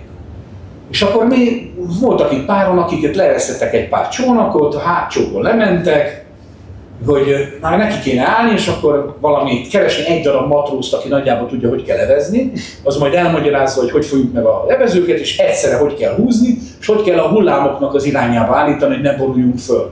Ez nem azt jelenti, hogy túl fogjuk élni a Titanicnak a süllyedését, csak van egy lehetőségünk arra, hogy esetleg kezünkbe vegyünk a saját sorsunkat, a saját evezőnkkel húzzunk. Ha nagyjából tudjuk, hogy van egy hozzáértő ember, aki diktálja az ütemet, akkor lehet, hogy a végén az a csoda előfordul, hogy a Kárpátia nevű gőzös megérkezik, és fölszed bennünket kicsi rémülettel egy-két nappal később, és nem kell egymást fölfalnunk, akkor, amikor szembesülünk azzal, hogy hideg van, víz sincs, meg az élelmiszert se pakoltunk, meg semmi. Most a magyar társadalom azt a döntést hozta, hogy szavazott egyet, visszamásztunk a kötélhágcsón, lementünk a táncterembe, és bulizunk egy nagyot. Hogy mi az, amit nem úszunk meg? A döntést, hogy akarjunk-e a saját sorsunkat a kezünkbe venni, hogy erre van egy, ugye, most már nem túl népszerű miniszterelnök, de annak idején mondott egy ilyet, hogy ha elrontjuk, legalább mi rontsuk el. Hát mi vállaljuk a sorsot, a saját felelősségünket, ha elrontunk valamit, akkor rontsuk el mi. Nem más rontja el a mi életünket, akkor legalább mi legyünk azok, akik ezt a nagyvonalú úri gesztust megcsináltuk, hogy elcsesztük az egészet. Akkor legalább mi legyünk, akik elrontottuk. De úgy tűnik, hogy azoknak a kezébe adjuk a sorsunkat, akik abban a pillanatban, amikor majd a döntéseknek az a bizonyos súlya elérkezik, akkor át fogják hárítani a döntéseiknek a veszteségeit ránk pillanatok alatt, ami amúgy a magyar társadalom és a magyar államiság megszűnéséhez vezethet hosszú távon. És ezt kell alaposan végig gondolnunk, hogy van elég szövetségesünk idehaza, van elég szövetségesünk a környező országokban. Itt elmondtam korábban régen, 1200 évünk volt megtanulni együtt élni, együtt dolgozni. Ha nem sikerült, és nem sikerült 1200 éven keresztül megtanulnunk magyaroknak, szerbeknek, szlovákoknak, cseheknek, osztrákoknak, horvátoknak, többieknek, hogy kell együtt élni, akkor úgy néz ki, hogy néhány évtizedünk lesz megtanulni, hogy a marokkói és a pakisztáni törzsekkel ezt hogy kell jól csinálni. Nem tudom, hogy mennyire lesz sikeres, de arra csak néhány évtizedünk lesz, hogy ez megtörténjen. És ha nem tudunk kilépni, és itt van egy nagyon fontos, mert ugye Európa kérdése is fontos, lehet, hogy először menteni kéne az országot, utána menteni kéne a közvetlen szomszédságot, mert ez így működik.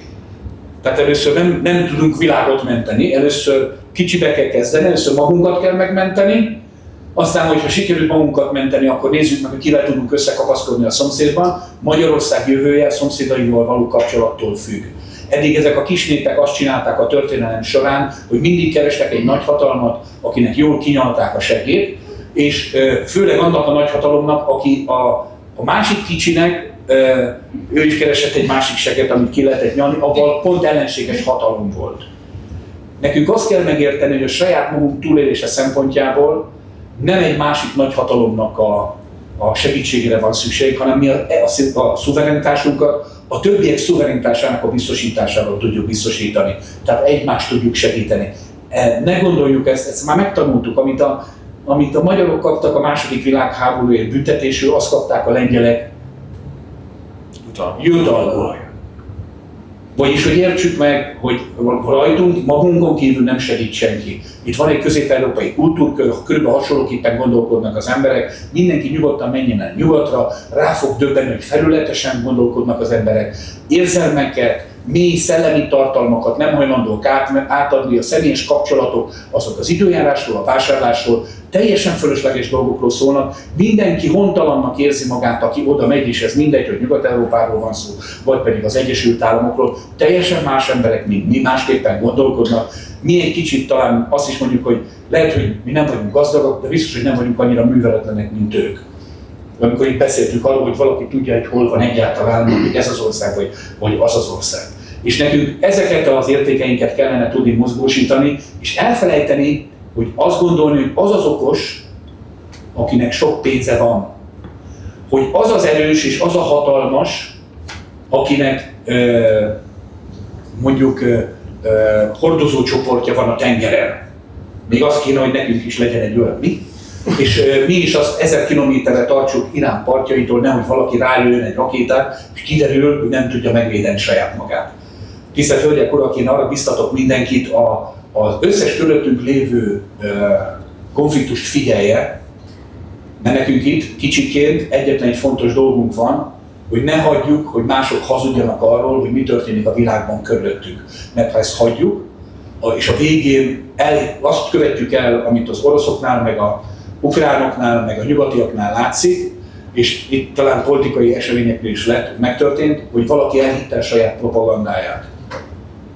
Ha valaki elhiszi a saját propagandáját, veszíteni fog, mert a valóság mindig mindenkit utolér. Úgyhogy arra biztatok mindenkit, hogy figyelje a világ eseményeit, legyen benne a receptorunk az esemény sorokban, és amikor a saját országunk sorsáról döntünk, én értem, hogy a belpolitikai kérdések nagyon fontosak, csak most majd szépen lassan a sorrendiség meg fog változni a dologban. És csak egyetlen példát mondok, itt azt mondják, hogy itt minden rendben lesz a kárpátaljai magyarsággal kapcsolatban. Mert itt most végre csak a kommunikációs képesség kellett hozzá. Tisztelt Hölgyek, Urak, megmondjam, hogy mi oldja meg a kárpátaljaiaknak a gondját. Ha véget ér a háború, és nem kell meghalni. Mert ha meg kell halni, ugyan mindegy, hogy épül-e kultúrház, vagy sem. Mert ha meg kell halni, ez mindegy. Az első fontos dolog, hogy élni kell. És ami itt majd mindenkinek majd utol fogja érni, a valóság, amikor utol fogja érni, ez arról fog szólni, hogy tisztelt Hölgyek, Urak, élni kell. És a gyerekeinknek is kéne, hogy éljenek. És nekünk ennek érdekében kéne dolgozni, mert amit most csinálunk, az a Strutznak az esete, akkor bedugta a fejét a földbe, és reménykedik. A remény nem stratégia.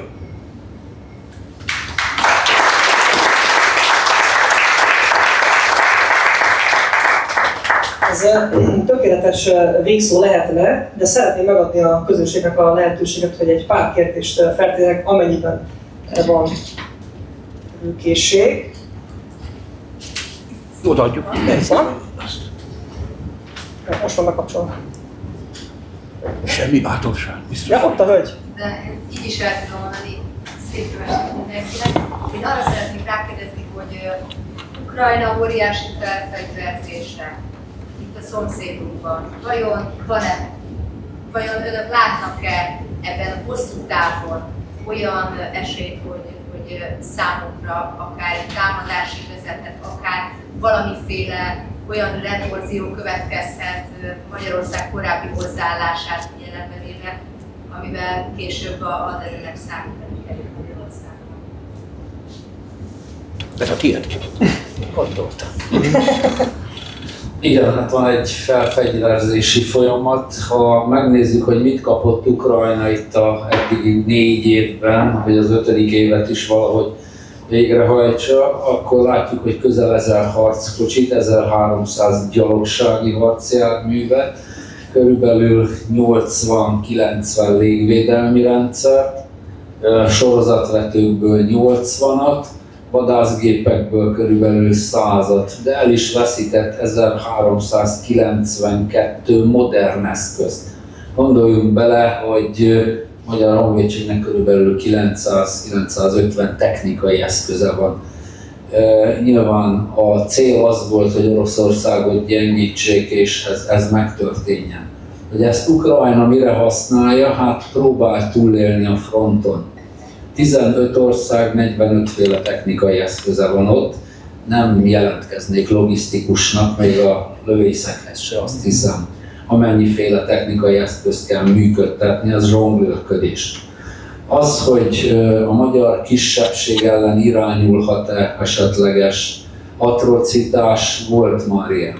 Azt is el kell mondani, hogy az ukrán titkosszolgálatnak van magyar részlege, ami nem azt jelenti, hogy a baráti kapcsolatokra készülnek, hanem azt, hogy kell bánni a kisebbségekkel. És érdekes módon most az orosz kisebbséget, akit a Donetskből meg a többi helyről elhoztak, azt telepítik Kárpátaljára.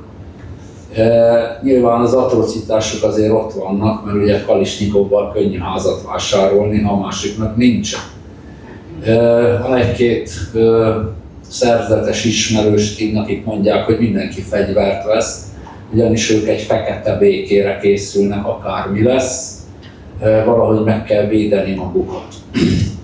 Magyarország ellen én nem számítok semmilyen katonai atrocitásra, a NATO tagjai vagyunk, ezt Ukrajna is tudja. Hogy a háború elején is tudta, arra biztos nem vagyok meggyőződve, ugyanis a kilőtt drón, ami Horvátországba csapódott be, az tipikus hamizzászlós akció volt, ami átment rajtunk. Tehát ott kellett volna egy kicsit keményebben fellépni, hogy ha tovább szórakozik, akkor mi is bombázunk, mert egy nemzet érdekeinél az fontos, hogy kiálljunk érte. Nyilván majd a békeidőszakban leülünk, aztán tisztázzuk ezeket a dolgokat. Úgyhogy én ezt látom, hogy van egy óriási felfegyverzés, van rengeteg ígéret, tehát 100 darab Gripen vadászgép, 150 Mirage, különböző technikai eszközök, gyárak, minden egyéb, de ezek ígéretek, hogy mikor fog ez megvalósulni. Gondoljunk bele, én a német vezérkar főnökkel együtt végeztem. Nemrég beszélgettünk, mondta, hogy a háború elején kaptam 100 milliárd eurót. Mondta, hogy vásároljak be.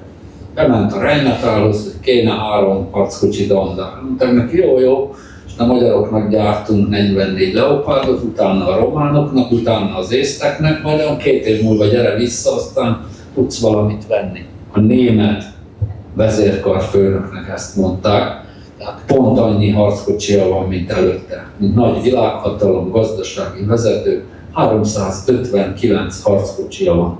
Ennyi még Fehéroroszországnak is van, mint egy 500 darab. Meg a görögöknek. Meg a görögöknek, igen, akik azért.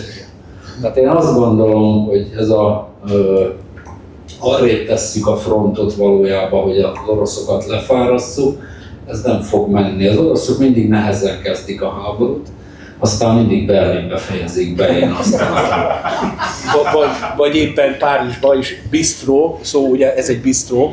A bistró szó onnan ered, amikor megtanulták a franciák is, hogy kell gyorsan ételt készíteni. Más kérdés. Azért mondok valamit. Igen, itt vannak.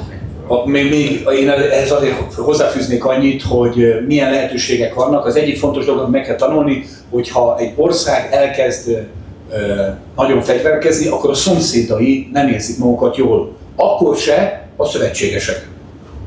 Tehát Lengyelországnak a felfegyverkezése az nem csak amiatt van, mert az oroszokkal szemben meg akarják mutatni, hanem meg akarják mutatni az ukránokkal szemben is, hogy mi van, és meg akarják mutatni a németekkel szemben is, hogy mi van. A németek meg azért is fegyverkeznek, mert hát az oroszok is ott vannak, meg hát mekkora erő már ez az Ukrajna, meg hát most már milyen erős lesz Lengyelország. És akkor menjünk tovább. Ezt úgy hívják, hogy biztonsági dilemma.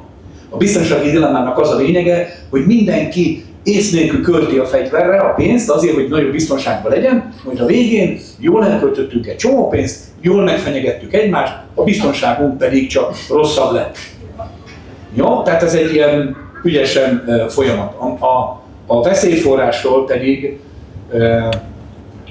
amik lehetségesek, átsodródó harccselekmény. Az megtörténhet a határ mentén, hogy valami nagyon rosszul alakul Ukrajnában, és ez bekövetkezhet. Az is elkövetkezhet, hogy ott egy polgárháborús állapot alakul ki, akár egy békekötés után, ahol a szélsőségesek nem fogadják el a békekötésnek az eredményét, és abban lehet, hogy felelősségeket majd keresni fognak, hogy ki lehetett a legnagyobb bűnös ebben a történetben.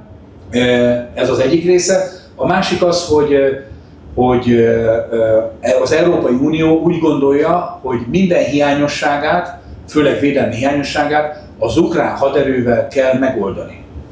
Tehát, hogy nekik azért kell, mert nekik nagyobb szükségük van Ukrajnára, ezt mondják, mint amennyire Ukrajnának van szüksége az Európai Unióra. És hogy azért tudjuk, hogy ez a hadsereg milyen. Ez körülbelül 300 000 tényleg nagyon jó felkészített katonából áll, az a bizonyos 800 000-ből, azaz 500 000, az olyan 55 éves körüli úriember, aki inkább 70 évesnek néz ki, és van, aki csak 40 kilós. És mindenre föl van készítve, csak inkább arra van felkészülve, hogy meg fog halni, arra nem, hogy hogyan kell harcolnia. Tehát ez egy nagyon fontos része, hogy nem a teljes ukrán haderő rendelkezik azokkal a potenciálokkal, mint amiről a mese szól. Tehát ez nem teljesen pontosan itt van, és a veszélyforrás az, hogy akik rendelkeznek ezekkel a potenciálokkal, azoknál pedig a Bandera kultusz az a mindennapoknak a része, a fekete nap felvarrása hátra, vagy a holókereszt, vagy a Wolfsangel, vagy akárminek a viselése, az a mindennapoknak a részébe tartozik. Nem véletlen, hogy itt elkezdték az ukrán felkelő hadseregnek a tagjait itt újra eltemetni, és őket a piedesztára fölemelni. Ez egy több évtizedes folyamat Ukrajnában. Akkoriban még mindenki tudta, az Európai Unióban ezzel ellen tiltakozni kell. Izrael is tiltakozott, az Egyesült Államok is tiltakozott. A New York Times-ban megírták, hogy az azovistáknak nem szabad fegyvert adni, meg a kiképzésüket nem szabad támogatni, mert ezek szélsőséges, fehér felsőbbrendűségi elveket valló csoportok is, ezeket nem lehet. Most már ez mind relativizálva van. Ugye azért, mert az oroszok azt állították, hogy vannak ott nácik, ezért, hogy azt olyan mértékben tagadták, hogy a végén azt is tagadták, hogy vannak ott, de vannak. És amúgy a hadseregnek tehát a TCK-soknak a jelentős része, aki befogja ott az embereket, ők is döntő részében ehhez a csoporthoz tartoznak, azt el kell mondani. És ugye nemrégiben pont egy ukrán történész, aki az Egyesült Államokban tanít és ott kutat, és döntő részében például a holokauszttal kapcsolatban emberiségenes bűncselekményeket kutat. Ő írt egy könyvet arról, illetve egy nagyobb tanulmányt arról, hogy igenis az ukrán haderőnek náci problémája van. És ez a náci probléma, hogyha ezt behozzák az Európai Unióba, tisztelt hölgyek, urak, ez itt is probléma lesz. És hogy milyen problémát hoz ez? Eddig is odavitték az elbarátaikat, Új-Zélandtól elkezdve Kanadáig, láthatók a kapcsolatok. Erre azt mondták nekem, egyik alkalommal egy nyugat-európai elemző azt válaszolta, hogy semmi gond, ezek a nácik oda mennek és meghalnak Ukrajnában. Tiszta nyereség. Csak egy baj van vele, hogy nem halnak meg. Tehát az történik, hogy közben megtanulnak korszerű vezetési elveket, a legmodernebb fegyvereket, dróntechnológiát elsajátítják, a fekete fegyverkereskedelemből egy nagy mennyiségű pénzt félreraknak, majd abból elkezdik a hazai mozgalmaikat finanszírozni, úgy, hogy közben hazamennek, és ők, mint mars hadistenek mutatkoznak meg, amik ebben a szélsőséges mozgalomban az egy komoly dolog, hogy én elmondhatom magamról, hogy hány darab rovás van a karabélyomon, és már mennyi orosszal végeztem. És ezek az emberek utána majd súlyos problémát jelentenek a nyugat-európai társadalmakra, ahol amúgy különben a migráció miatt mindenki retteg a szélső jobboldali dolgoktól. Úgy látszik, van jó náci, meg van rossz náci is ebben a történetben. És hogy én miért beszélek erről, én nagyon őszinte leszek, pár dologtól nagyon nagy távolságot szeretnék mindig tartani, meg szerintem a magyar társadalomnak is kéne távolságot tartani. Az egyik a náci és a fasiszta eszmék, a másik pedig a kommunizmus. Tehát én szerintem ebben mi nem szabad, a történelmi tapasztalataink alapján semmilyen kompromisszumot nem szabad kötni. Ha itt vannak ilyen szereplők, meg vannak ilyen erők, azt nekünk ki kell mondani, és azoktól nekünk nagy távolságot kell tudni tartani. És arra hívnám föl a figyelmet még egyszer mindenkinek, hogy miután senkit nem érdekel Ukrajnában hány ember hal meg, mi ne legyünk azok, akiknek majd egyszer, ha még van lelkiismerete, szégyenkeznie kell, amikor kiderül, hogy ebben a háborúban a végén hány ukránnak kellett, milyen körülmények között meghalni, hány civilnek kellett megfagyni, tönkre menni azért, mert nem voltunk hajlandóak, mert azt gondoltuk, hogy valami olyan igazságos béke kell, aminek a végén minden ukránnak meg kell halni.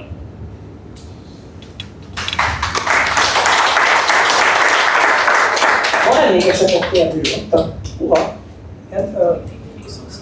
Beszélek így is szerintem valamit.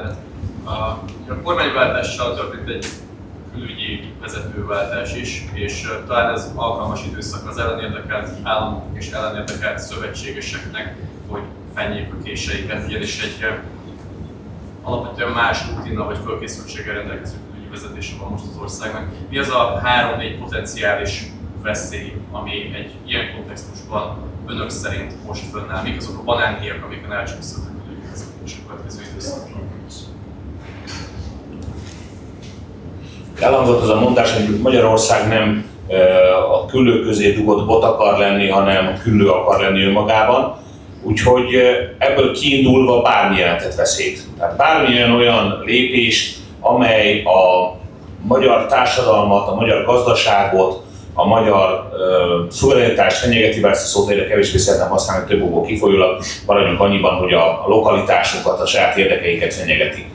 Ugye ebben az összefüggésben tényleg lehetetlen megmondani, milyen veszély vár ránk. Tehát az első és legfontosabb az mondjuk, hogy ahogy el is hangzott az ukrajnai magyar kisebbséggel kapcsolatban, egy legnagyobb fontos érdekérvényesítő eszközt, hogy mondjuk dobtunk el.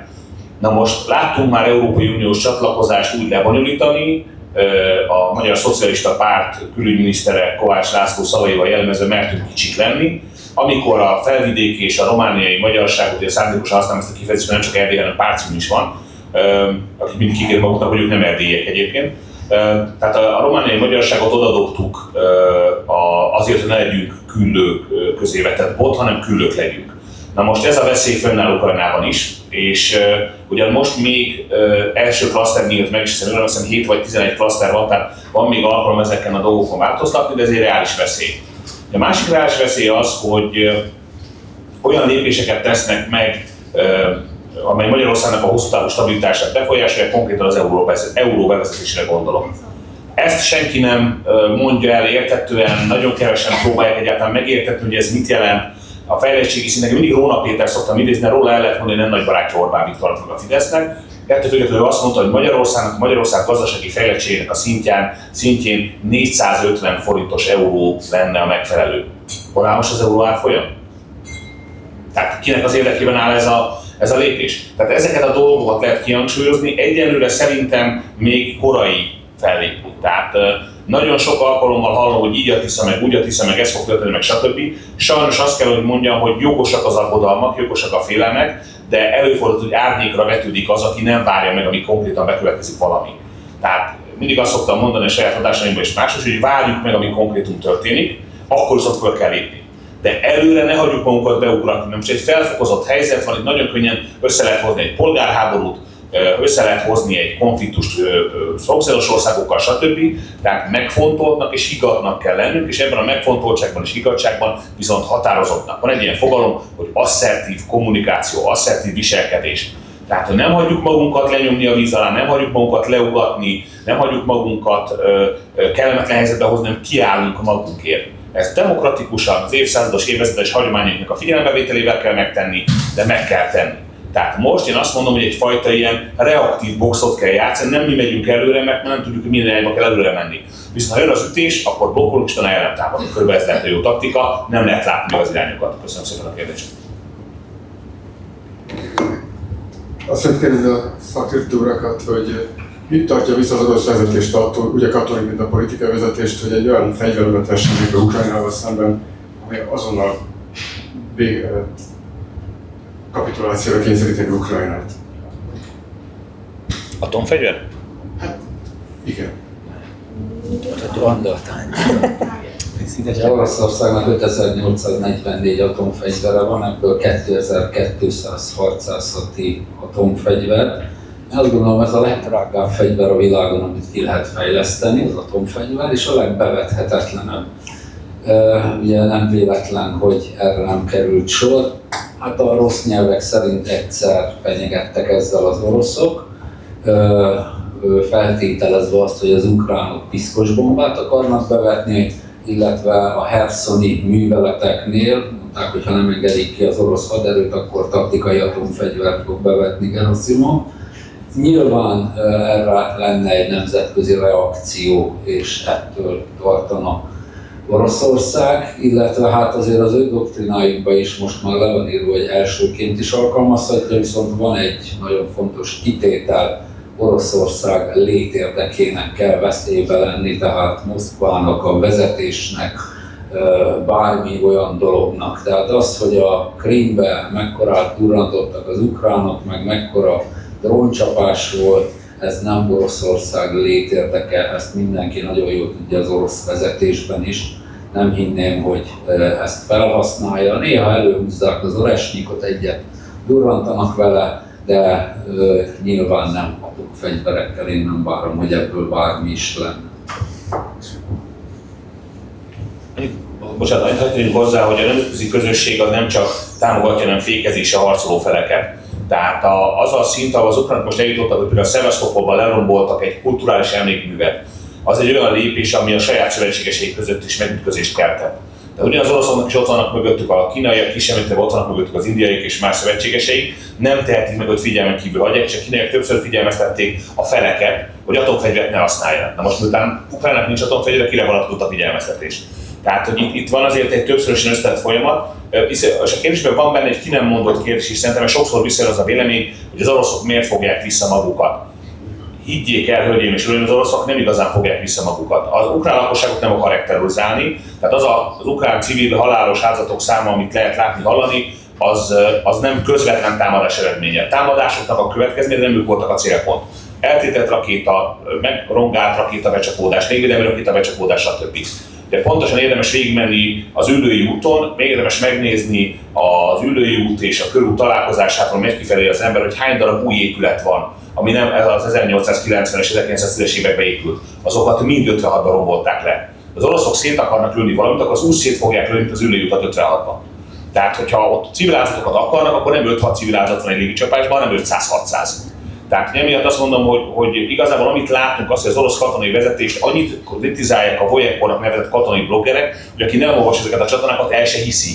Tehát van egy-kettő, például a Dva Major, ami 2 őrnagyról szól egyébként a nevük alapján, azok konkrétan az asztalt verik, hogy ennyire hülyék nem lehettek tábornokok, hogy nem fókuszáltok 3-4 hétig egy célpontra, vagy egy típusú célpontra. Lövöldöznek össze-vissza. Az energetikai ellátás, aztán hitakat, aztán raktárakat, aztán megint valami más. Tehát, hogy az orosz stratégiai szinten óriási hibákat követnek el, csak erről nem szoktak beszélni. Oroszország vív egy háborút, ami 7-9%-nyi GDP-be kerül. Ebből amúgy 3%-ot amúgy a hadsereg akkor is rákötöttek volna, hogyha nem, tehát valójában a pluszköltség az néhány százaléknyi GDP. Ehhez képest Ukrajna technikai államcsődben van, és hogyha 51 néhány állam nem támogatja kívülről pénzzel, akkor hónap vége van a dalnak. Oroszország arra is törekszik, hogy a saját lakossága nem nagyon érezze meg a háborút. Ez szó szerint azt jelenti, most ugye érzi a különböző csapások kapcsán, de döntő részében arra törekedett, hogy főleg a nagyvárosokban ebből nem nagyon sok mindent lehessen érezni. Hogy lehessen jókat enni, kávéházba járni, bulizni, jó pénzt keresni és a többi, úgy nagyjából az orosz társadalom élje a mindennapjait, és ne háborús feszültségben kelljen élnie, és ez egy fontos szempont volt az ő számára. És ugye beszéltünk arról, hogy atríciós háború van, felörülő jellegű háborút folytat, amiben valójában azt keresi, hogy a végén azok a bizonyos utánpótlási vonalak mikor fogynak el Ukrajnában, önmaga irányában, és amúgy Európa felől mikor fogynak el ezek az utánpótlási vonalak. Én próbáltam rávenni az embereket egy újabb fogalomnak a bevezetésére, az inerciós vagy inerciális stratégia. Ugyanis mit jelent ez, hogy mit gondolnak az oroszok? Az, hogy ők belőtték a vagont, és a tehetetlenség erejénél fogva ez majd elgurul, lassan gurul, de megy tovább. Tehát hogy nekik nagyon sokat nem kell foglalkozni pluszba fejlesztéssel ebben a háborúban, mert ha ezen körülmények között fog folytatódni tovább, az ő meglátásuk az, hogy ők ebből mindenképpen győztesen fognak kikerülni, vagy lehetőleg nem vesztesen fognak kikerülni. Vagyis jól látható módon ez az egyik része. A másik, hogy az erőforrások egy jelentős részét már elkezdték tartalékolni. Ha például ugye, Ezres úrnak a páncélos eszközök a szívügye, például a T-90-eseknek az új változataiból egy se kerül ki a frontra, abból új páncélos hadosztályokat építenek föl. Az az elképzelésük, hogy itt lesz egy sokkal nagyobb konfliktus az elkövetkező időben, előjöhet, és addigra nekik egy teljesen új, modernizált hadsereggel kell fölépülni. Valaki mondja ezt, hogy akkor a harcjárműveket, meg a levitézlet harckocsikat miért használják erre. Az ő véleményük az, a drónok időszaka is véget fog érni.